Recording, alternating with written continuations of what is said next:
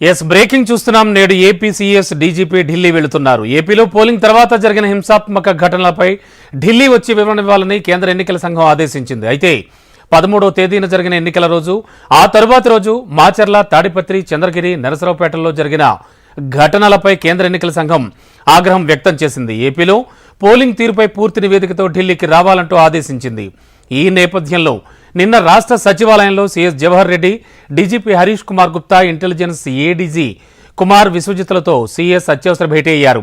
Polling ఏర్పాట్లలో అధికారులు విఫలమయ్యారని రాజకీయ నాయకులు, పార్టీలు ఆరోపించడంతో ఈసీ స్పందించింది. ఎన్నికల్లో హింసాత్మక ఘటనలు జరిగేలా పాలనా వ్యవస్థ విఫలం కావడానికి కారణాలేమిటి అనేది కేంద్ర ఎన్నికల సంఘం ఏపీ సీఎస్ను ప్రశ్నించింది.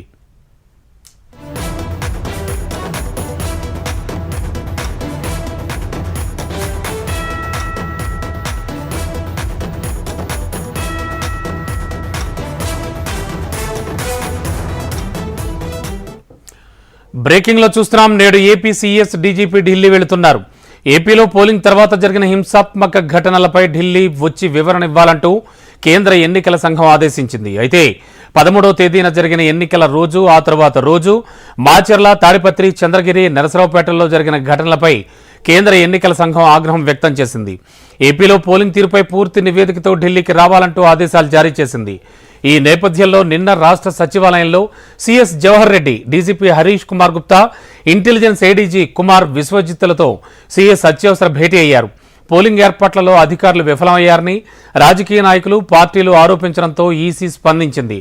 ఎన్నికల్లో హింసాత్మక ఘటనలు జరిగేలా పాలనా వ్యవస్థ విఫలం కావడానికి కారణాలేమిటని కేంద్ర ఎన్నికల సంఘం ఏపీ సీఎస్ను ప్రశ్నించింది. ఇదే అంశానికి సంబంధించి లేటెస్ట్ ఇన్ఫో అందించడానికి మా కరెస్పాండెంట్ వినయ్ లైవ్ లో సిద్ధంగా ఉన్నారు విజయవాడ నుంచి. వినయ్, ఏం జరుగుతోంది, ఎటువంటి రిపోర్ట్ అందబోతోంది? ఆల్రెడీ నిన్ననే సమాచారం అందింది సిఎస్ కి వాళ్ళకి, అండ్ ఎటువంటి సమాధానం ఇవ్వబోతున్నారు, ఏమిటి పరిస్థితి?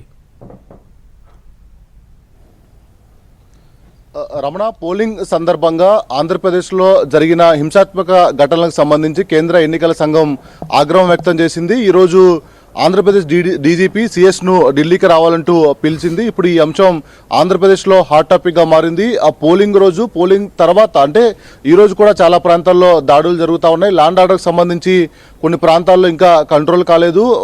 ఒక మంచి వాతావరణంలో జరగాల్సిన ఎన్నికలు ఈ విధంగా ఎందుకు మారాయి, ఎందుకు ఫెయిల్ అయ్యారనే దానిపైన కేంద్ర ఎన్నికల సంఘం ఆగ్రహం వ్యక్తం చేసింది.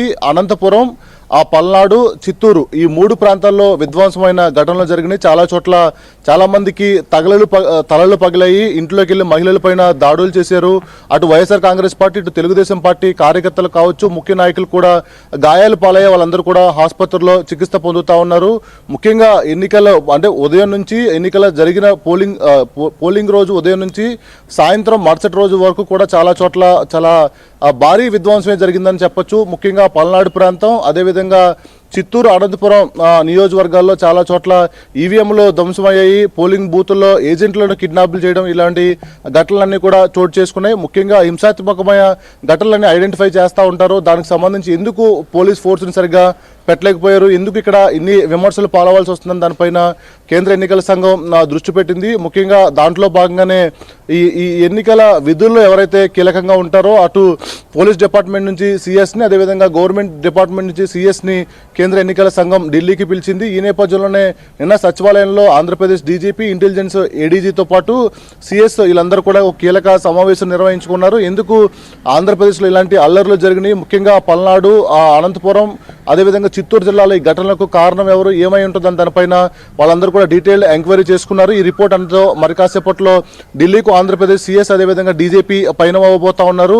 ముఖ్యంగా పొలిటికల్ పార్టీలు కూడా ఈ పోలింగ్ సంబంధంగా జరిగిన ఆ విధ్వంసం సంబంధించి మండిపడతా ఉన్నాయి. ఒకరిపైన ఒకళ్ళు ఆరోపణలు, ప్రత్యారోపణలు చేసుకుంటా ఉన్నారు. నిన్న ఈ అంశం పైన వైఎస్ఆర్ కాంగ్రెస్ పార్టీ కూడా డీజీపీ, రాష్ట్ర ఎన్నికల సంఘానికి కూడా ఫిర్యాదు చేసింది. మొత్తం ఎన్నికల పోలింగ్ సంబంధించిన ఆ సమయంలో పోలీసులు పూర్తి స్థాయిలో ఫెయిల్ అయ్యారు, తెలుగుదేశం పార్టీతో కొల్యూడ్ అయ్యే అనే అనుమానాలు కూడా వ్యక్తం అవుతున్నాయని చెప్పి వైఎస్ఆర్ కాంగ్రెస్ పార్టీ నాయకులు అనుమానాలు వ్యక్తం చేస్తా ఉన్నారు. ఇదే అంశం పైన రాష్ట్ర డీజీపీతో పాటు రాష్ట్ర ఎన్నికల సంఘాన్ని కూడా నిన్న వైఎస్ఆర్ కాంగ్రెస్ పార్టీ ముఖ్య నాయకులందరూ కూడా ఫిర్యాదు చేశారు. మరోవైపు పల్నాడు ఎస్పీ పైన కూడా అనేక ఆరోపణలు వైఎస్ఆర్ కాంగ్రెస్ పార్టీ చేసింది. కావాలనే మొత్తం ల్యాండ్ ఆర్డర్ని ఫెయిల్ అయ్యేలా చేశారు, తెలుగుదేశం పార్టీకి కొమ్ము కాసేలాగా వ్యవహరించారని వైఎస్ఆర్ కాంగ్రెస్ పార్టీ నాయకులు మండిపడతా ఉన్నారు. ముఖ్యంగా ఆంధ్రప్రదేశ్ పోలింగ్ కు సైతం కూడా భారీగా హైదరాబాద్ నుంచి ఇతర రాష్ట్రాల నుంచి ఆ ప్రజలందరూ కూడా తరలి వచ్చారు. 81% దగ్గర వరకు కూడా పోలింగ్ అయిన నేపథ్యంలో ఈ భారీ పోలింగ్ అనేది ఎవరికి అడ్వాంటేజ్ గా మారుతుంది, ఎవరికి